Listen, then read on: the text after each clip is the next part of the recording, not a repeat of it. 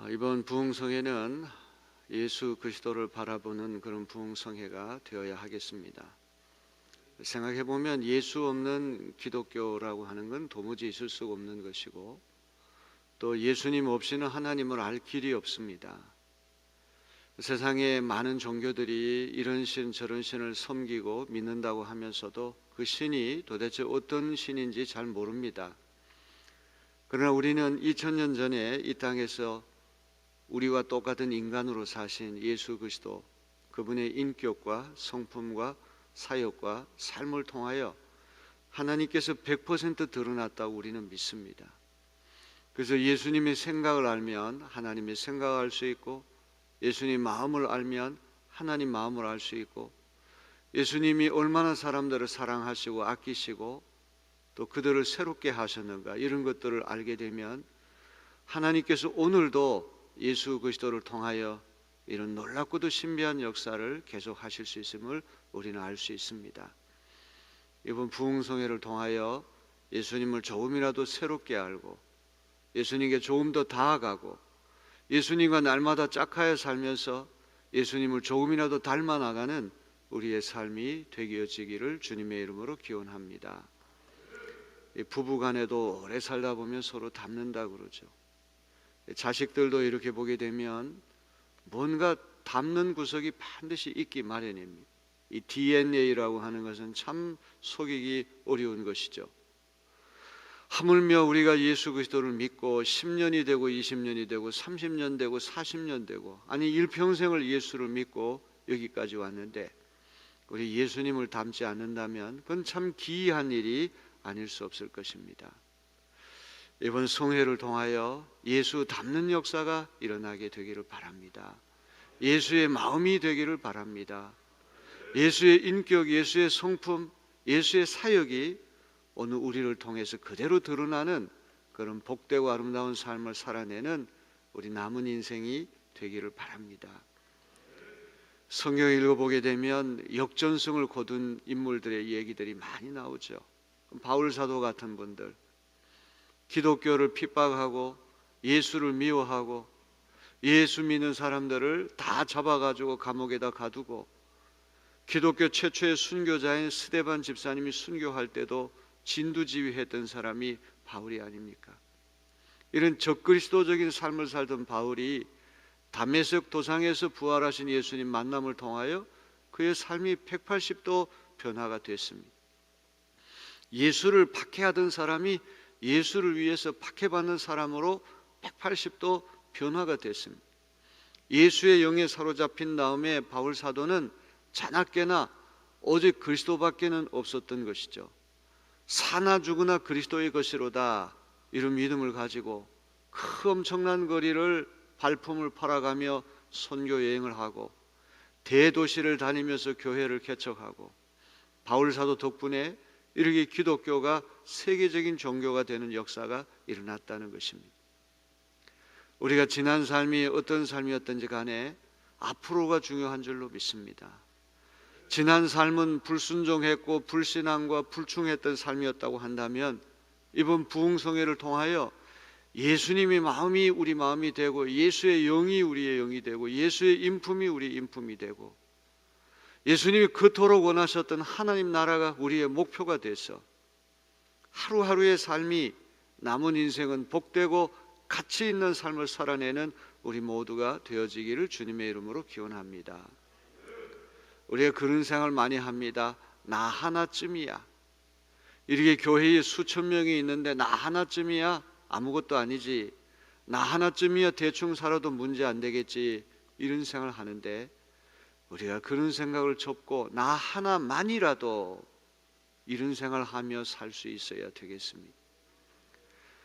이 교회를 다니다 보면 쓰레기가 놓여 있고 이렇게 정리가 안 되고 이런 모습 볼 때 나 하나쯤이야, 누가 하겠지, 이런 생각이 아니라 정말도 우리가 교회를 사랑하고 예수님을 사랑한다고 한다면 나 하나만이라도 달라야 되겠다, 그런 주인의식을 갖고 신앙생활하는 우리 모두가 되었으면 좋겠어요. 그래서 예수 믿으면 저 사람이 변화되는구나, 새롭게 되는구나, 예수 믿는 사람이 과연 다르구나, 이걸 세상 사람들에게 보여서 우리의 착한 행실을 통하여 그들이 예수께 돌아오게 하고 하나님께 영광을 돌리게 하는 우리가 되어야 할 것입니다. 근데 이게 잘못되면 예수를 수십 년 믿어도 조금도 예수 닮지 않고 세상에 나가면 세상 사람들보다도 더 완악하고 세상 사람들보다 더 거칠고 불친절하고 더 이기적으로 탐욕스럽게 살아가니까 우리가 하나님의 영광을 가리게 되고 예수 이름을 욕되게 하는 경우가 그 얼마나 많냐 이 말이죠. 이제 앞으로는 우리가 그렇게 살아서는 안 되겠습니다. 우리가 날마다 기도하지 않습니까? 주님, 내 마음을 다스려 주시옵소서. 주님, 주님을 조금이라도 닮을 수 있게 도와주옵소서. 주님, 날마다 나를 새롭게 해주셔서 주님의 영광 가운데 거할 수 있는 제가 되게 해 주옵소서. 기도한 그대로 이루어지는 역사가 일어나게 될 줄로 믿습니다. 우리가 이번 부흥성회는 오로지 예수님께 집중하여 예수님을 바라보는 성회인데, 예수님의 탄생의 신비에서부터 십자가와 부활의 얘기까지 예수님 일대기를 다시 한번 짚어보려고 합니다. 어린 시절부터 귀가 따갑게 예수님에 대한 이야기 수없이 들었는데, 이번 성회에는 이 예수님의 일대기, 예수님 이야기가 새롭게 다가오는 계절이 되었으면 좋겠어요. 여러분, 세상에 어떤 신이 인간의 몸을 입고 이 땅에 왔다, 이런 종교는 기독교밖에는 없어요. 우주 만물을 창조하시고 인간의 생사화복을 주관하시는 하나님 아버지, 만유의 주, 만군의 주가 되시는 하나님께서 죄인의 형상을 입고 이 땅에 오셨다. 이거는 우리 기독교의 놀라운 신비가 아닐 수 없습니다. 하나님이 인간이 되셨다고 하는 이 놀라운 이야기 배후에는 하나님께서 하나님을 낮추고 제한하셔서 우리의 처지를 10분 헤아려 주셨다는 이야기가 아니고 무엇이겠습니까? 제가 오늘까지 인생을 살아오면서 자녀들을 이렇게 길러보고 이렇게 하면서 부모가 항상 꼭대기에 서가지고 자녀들을 훈계만 해서는 자녀들이 변화되지 않는다는 것을 발견했습니다. 아무리 잔소리를 하더라도 아버지라고 하는 권위만 가지고 이야기해서는 변화가 안 됩니다. 때로는 자녀들의 마음을 이해하고 자녀들의 처지를 이해하고 공감하면서 낮추게 될 때 그들의 마음을 이해할 수 있고 대화가 일어날 수가 있고, 그런 진정성 있는 대화를 통해서 사람이 변화되는 것입니다. 옛날 어린 시절에 우리 부모님들은 항상 일방적이었습니다. 제가 가장 안타까운 것은 아버지와 좀 속에 있는 이야기를 다 꺼내놓고 좀 대화를 좀 해봤으면 좋겠는데, 옛날 어른들은 그런 것들이 거의 불가능했던 것 같습니다. 물론 사람마다 다르지만 저희 아버님은 또 이렇게 형님이 일찍 장가 가셔서 조카가 저보다 1살 어리고 쭈루룩 조카들이 다 있고 이런 대식구가 한 집안에 살다 보니까 아버지인 동시에 할아버지가 되다 보니까 아마 이 아들에 대해서 속으로는 사랑하는 마음이 있고 속으로는 그 마음을 이해해 보려고 하는 마음이 있었는지 모르겠지만 한 번도 속에 있는 대화를 이렇게 꺼내놓고 이렇게 이야기를 하지 못했던 아쉬움이 있습니다. 지금도 아버지가 오늘 젊은 이런 아버지들처럼 저하고 같이 놀아주기도 하고, 얼마나 힘드냐, 너 속에 너 어떤 생각이 있느냐 한번 얘기 좀 해보자, 저 그런 일들이 있었더라고 하면 아버지하고 관계가 좀 더 가까운 관계가 되지 않았을까. 항상 아버지는 너무나 머나먼 당신이고 너무나 무섭고 항상 아버지의 권위 앞에서 아무것도 할 수 없는 제 자신을 이렇게 발견할 때가 있었습니다. 하나님께서 예수 그리스도의 형상, 아기 예수님으로 이 땅에 오셨다고 하는 것도 그런 이야기가 아닙니까? 저 머나먼 하나님이 아니라 죄인된 우리의 처지를 10분 이해하고 공감하여 하나님이 하나님을 굉장히 낮추신 사건이 성육신의 사건이요 예수 탄생의 신비가 아니고 무엇입니까? 아니, 우주 만물을 창조하신 하나님 아버지, 인간의 생사화복을 주관하시는 그 엄청난 전지전능하신 하나님이 저 갈릴리의 이름 모를 가문이 어떤지 용모가 어떤지 전혀 알 수 없고 오직 이름 하나, 마리아라고 하는 이름 하나만 아는 나이 10살 먹은 수처녀, 동정녀의 태를 빌려가지고 이 땅에 오셨다. 이건 참 놀라운 신비가 아닐 수 없습니다. 하나님께서 그만큼 수처녀의 태 속에 들어갈 만큼 콩알 만큼 작아지셨다는 이야기가 아닙니까? 이보다 더 놀라운 하나님의 사랑이 어디 있으며 이보다 더 놀라운 인간 이해가 어디 있겠습니까? 하나님 우리 인간을 얼마나 깊이 이해하시고 우리 인간을 얼마나 구원하시고 사랑하고 싶었으면 그렇게 낮아지셨겠습니까?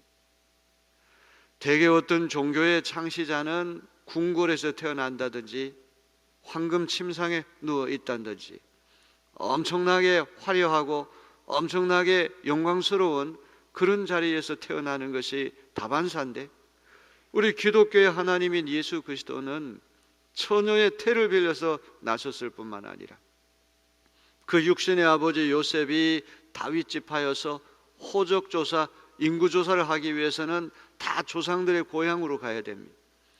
저 갈릴리에서부터 베들레헴까지 이제 호적조사로 왔다가 이 만삭이 된 마리아가 아기를 해산하는 이야기가 오늘 누가복음 2장에 나와 있어요. 우리가 다른 종교의 예를 들자면 불교의 석가모니 같은 경우에도 인도의 카필라 성에 그 임금의 아들 왕자로 태어나지 않았습니까?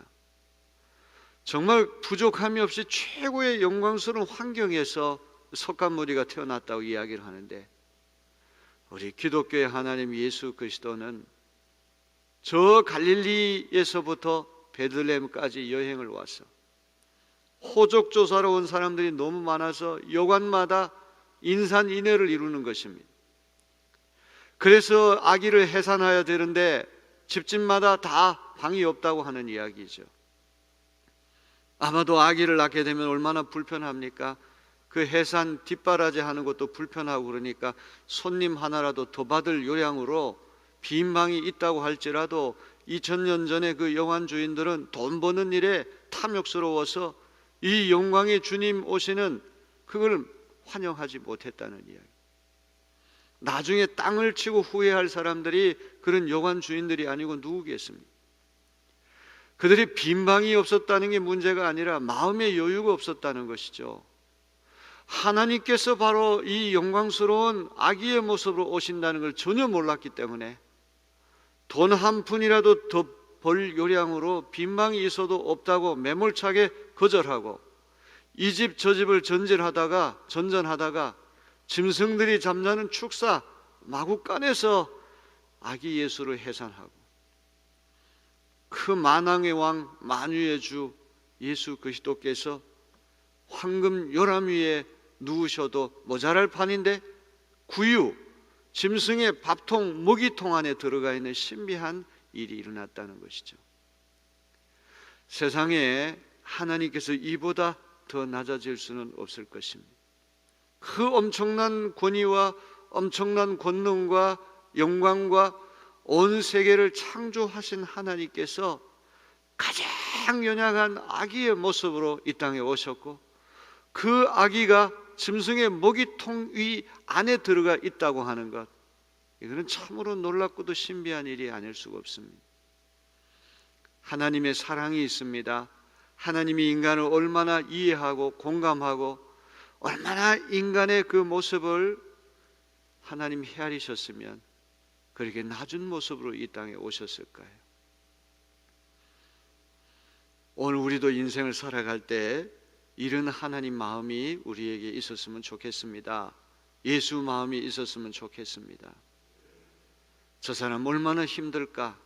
긍휼히 여기는 마음, 불쌍히 여기는 마음. 세상 사람과 우리는 달라야 되잖아요. 세상에 나가면 이거는 무섭습니다. 전쟁입니다. 피 튀기는 경쟁이 계속됩니다. 남의 처지를 알아줬다가는 자기가 살아남을 수가 없습니다.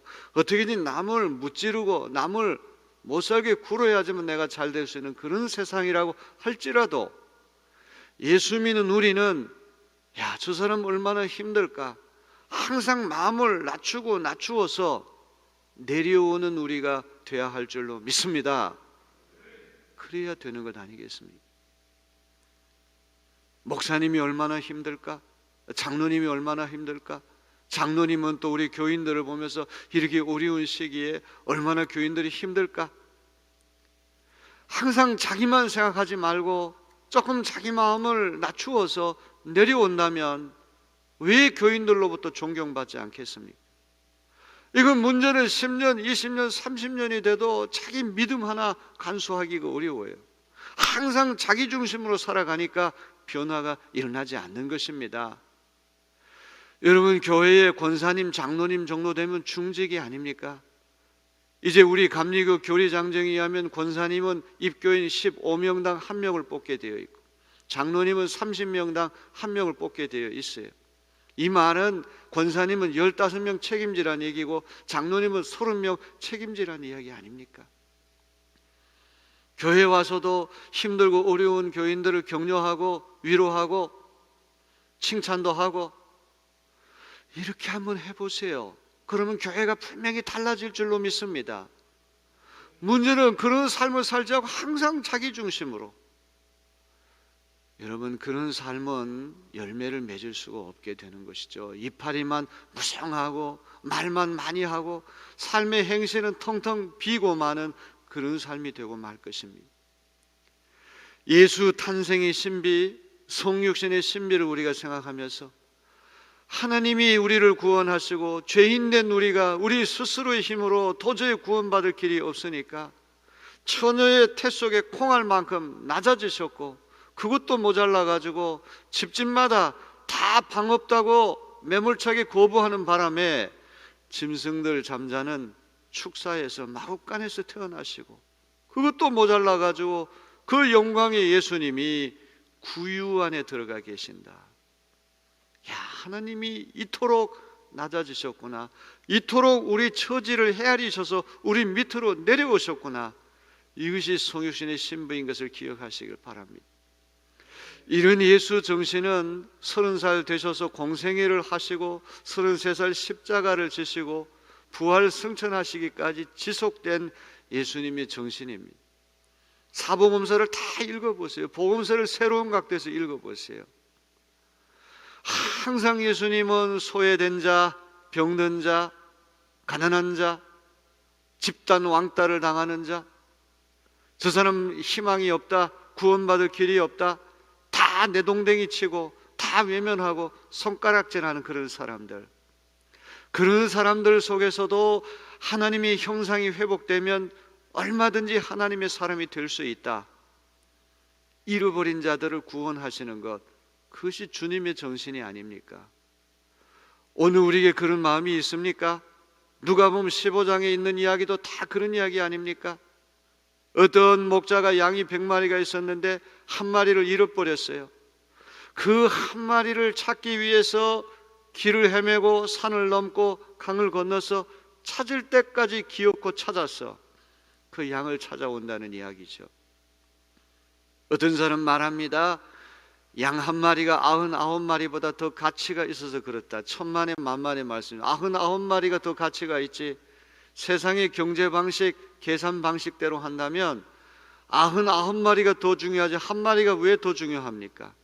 하지만 예수님 마음은 그게 아니란 말이죠. 99마리 지금 살아있다고 해도 한 마리 죽어가는 양이 소중하기 때문에 목자 되신 예수님이 건져주시지 아니하시면 그 양은 어리석고 미련해가지고 낭떠러지에 떨어지고 땅거미가 밀려오면 맹수의 먹잇감이 되기 때문에 예수님 찾아주지 아니하시면 저 양은 죽는다. 그 심정 때문에 그 양을 찾는 것이 아닙니까? 어떤 여인이 결혼 지참금으로 10드라크마를 가지고 왔어요. 시집 오면서 가지고 온 전 재산입니다. 그러니 어느 날 이제 잠자고 일어나 보니까 드라크마 하나가 빠졌어요. 이게 머리 장신구로 만들어가지고 예지중지하며 밤에 잠잘 때도 그 10드라크마 가지고 만든 머리 장신구를 쓰고 잠을 잤는데 아침에 일어나 보니까 없어졌어요. 이가 빠졌어요. 가난한 집 살림이니까 창문이 없습니다. 대낮인데도 깜깜합니다.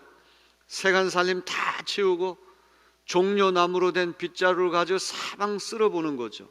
쨍그랑 소리를 듣고는 찾을 때까지 또 찾았다고 하는 이야기. 어떤 아버지에게 아들이 둘이 있었는데 큰아들, 둘째 아들이 있는데 둘째 아들이 망난입니다. 폐륜합니다. 유대인 상속법에 하면 아버지가 돌아가셔야지만 유산을 물려받을 수 있는데 아버지 시퍼렇게 살아있는데 유산을 물려달라는 얘기. 이건 아버지 죽으라는 이야기거든요. 폐륜나 탕자만이 요구할 수 있는 요구입니다. 그런데도 이 아버지는 순순히 아들의 요구를 들어주고 유산을 물려줬는데 둘째 아들이 그 유산 물려받아가지고 현금으로 바꿔치기 해서 아버지의 영향력이 미치지 않는 무풍지대, 멀리 한국에서 이런 일이 일어났다면 저 아프리카나 유럽이나 아버지 영향력이 미치지 않는 무풍지대로 멀리 도망가가지고 그 유산 상속받은 거 다 창기하고 먹고 노느라고 다 소진하고 알거지가 됐단 말이죠. 유대인이 이방인의 노예가 되는 것도 부족하여 유대인들이 가장 혐오하는 돼지치기로 전락했는데 돼지가 먹는 쥐염 열매조차도 없어서 꼼짝없이 죽게 됐다는 말이죠. 야, 우리 아버지 집에 가면 노예도 품꾼도 먹고 살 수 있는데 벼룩이 낯짝에 있지 내가 어떻게 아버지 아들이라고 얘기할 수 있느냐. 이제는 노예로 품꾼으로 들어가가지고 일단 목숨이라도 부지해야 되겠다. 아버지 집으로 돌아올 때 아버지는 이제나 저제나 자식 돌아오기를 눈이 빠지게 기다리면서 버선발로 뛰어가가지고 아들의 목을 껴안고 입을 맞추고 손가락에 반지를 끼워주고 발에다가 새 신발을 신겨주는 거죠. 여러분, 옷을 입히고 그 다음에 신발을 신기고 반지를 끼워준다는 얘기는 뭡니까? 너는 우리 집에 노예로 온 거 아니야. 품꾼으로 온 거 아니야. 너는 우리 집 아들이야. 아들됨을 확인해 주는 거죠. 이것이 아버지와 아들 사이만 일어나면 안 되니까 또 동네 사람 다 초청해서 살찐 송아지를 잡고 우리 아들 돌아왔습니다. 이 아이는 품꾼으로 온 게 아닙니다. 우리 집 아들입니다. 온 동네 사람들 만천하에 탕자가 아들이라고 하는 사실을 확인해 주는 것이 송아지 잔치라고 하는 말이죠. 예수님 뭐라고 말씀하십니까? 인자가 온 것은 잃어버린 자를 찾기 위해서 왔다는 거예요. 오늘 우리의 심정도 그런 심정이 된다면 세상이 달라질 거예요. 한 사람도 놓치지 않겠다. 한 사람도 버림받게 해서는 안 되겠다. 우리가 이런 마음으로 전도하고 이런 마음으로 세상에 나가 산다면 이렇게 전쟁터같이 텔레비전 뉴스만 들어보면 맨날 여당과 야당이 싸움박질하고 국민들은 다 알죠. 그렇게 민주화 운동하고 인권 운동했던 사람들이 권력을 잡으니까 다 똑같은 사람들이에요. 다 똑같은 사람들이. 내로 남불이라고 얘기를 하지 않습니까? 내가 하면 로맨스고 남이 하면 불륜이라는 얘기. 다 똑같은 사람들이. 누가 더 잘나고 누가 못나고도 없어요. 또 권력 잡으면 순식간에 다 바뀌는 것이 정치의 속성이고. 텔레비전 뉴스에 나와가지고 해설하는 사람들 얘기 들어보면 분석, 해석은 기가 막히게 잘합니다. 항상 비판하고 이리 둘러치고 덜이 출러치고 잘했다는 얘기는 한마디도 하지 않습니다. 그런 부정적인 세계 속에 살아가는 우리 자녀들, 우리 마음이 어떻게 되는가는 그건 불을 보듯 뻔한 것 아니겠습니까? 어떻게 한 사람이 100% 다 잘할 수 있겠습니까? 이런 각도에서 보면 이런 흠이 나오고 저런 각도에서 보면 저런 흠이 나오고 이것이 인간의 운명인데 세상은 그렇다고 할지라도 우리 교회는 달라야 하지 않겠습니까? 예수님이 참으로 불쌍하고 참으로 구원받을 수 없는, 누가 그래 선구자가 뭔지 아느냐고. 선구자가 뭡니까? 선천성 구제 불능자. 우리는 다 선구자, 선천성 구제 불능자. 누구도 하나님 앞에 섰다고 자랑할 수 없는 흉악한 죄인인데 하나님께서 우리를 궁일이 여기시고 하나님께서 낮추고 낮추셔서 우리를 용납해 주셔서 우리가 감히 하나님 앞에 나와 있는 것 아니고 무엇이겠습니까? 이런 예수님 마음을 조금이라도 헤아린다면 여러분, 이제부터는 우리가 세상에 나가서 다른 삶을 살아야 할 줄로 믿습니다. 야, 저 사람이 어떤 처질까? 저 사람은 어떤 형편일까? 긍휼히 여기는 마음, 공감하는 마음, 그런 마음이 있을 때 사람 변화되는 것이고 세상이 변화되는 것이지, 자기는 하는 일들이 개판이고 엉터리로 살면서 남은 온전하기를 바란다고 이것보다 더 큰 모순이 어디가 있겠습니까? 그래, 저 사람도 힘들 거야, 나도 이렇게 힘든데, 우리 그런 마음을 하면 공감할 수 있는 것 아니겠습니까? 예수 탄생의 신비라고 하는 것은 하나님이 인간의 처지를 헤아리셔서 인간이 하나님께 올라오라 이게 아니라 하나님이 거꾸로 낮고 천한 인간의 죄인의 모습으로 내려오신 것이 성육신의 신비고 예수 탄생의 신비라고 하는 것을 기억하시기를 바랍니다. 예수님 태어나셨다는 소식이 제일 먼저 누가 보면 목자들에게 전해졌다는 말이에요. 여러분, 목자 그러면 우리는 항상 성화만 생각해가지고 그 양들을 이끌어가는 목가적인 풍경, 그 낭만적인 풍경, 이것만 생각하고, 야, 목자는 참 근사하다, 천만의 만만의 말씀입니다. 중동 지역에 가보세요. 양들을 이끌어가는 목자는 어린아이 아니면 여자들이 다 한다는 말. 예수님 시대의 목자는 천민 중에 천민이에요.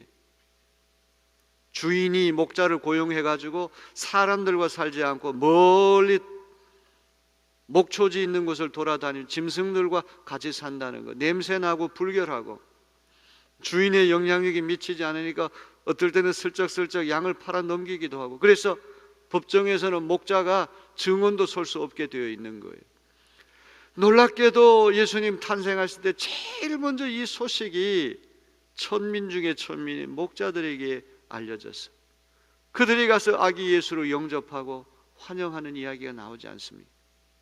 이 성경을 이런 각도에서 읽으면 전부 다 신비한 이야기, 전부 다 인생에 밀려나고 소외되고 구원 가망성이 없고 하나님 은총 바깥에 밀려난 사람들, 그런 사람들이 예수 그리스도를 통해서 하나님 나라의 초대를 받고 환영받고, 그런 사람들이 새로운 인간으로 거듭나고 변화되는 이야기, 이런 이야기가 예수 이야기고 성경의 이야기가 아니고 무엇이겠습니까?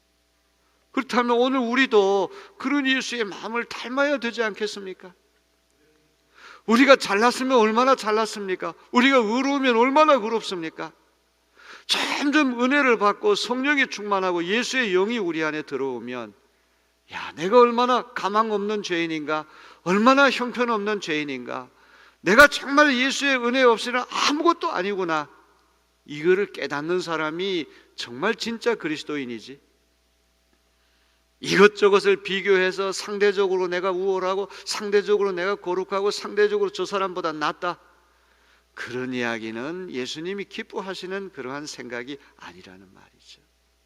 이번 부흥성회를 통하여 예수를 바로 알고 예수의 마음이 우리 마음이 되고 예수의 정신이 우리 정신이 되고 예수의 혼이 우리 혼이 되고 예수의 사역이 우리 사역이 돼서 그 예수님을 날마다 닮아나가는 그런 삶을 살아나가는 저와 여러분 되시기를 주님의 이름으로 기원합니다. 예수 탄생의 신비를 한시도 잊지 않고 그 탄생의 신비를 곱씹으면서 우리 마음이 예수로 가득 차는 그런 이번 부흥에 되어지기를 주님의 이름으로 기원합니다.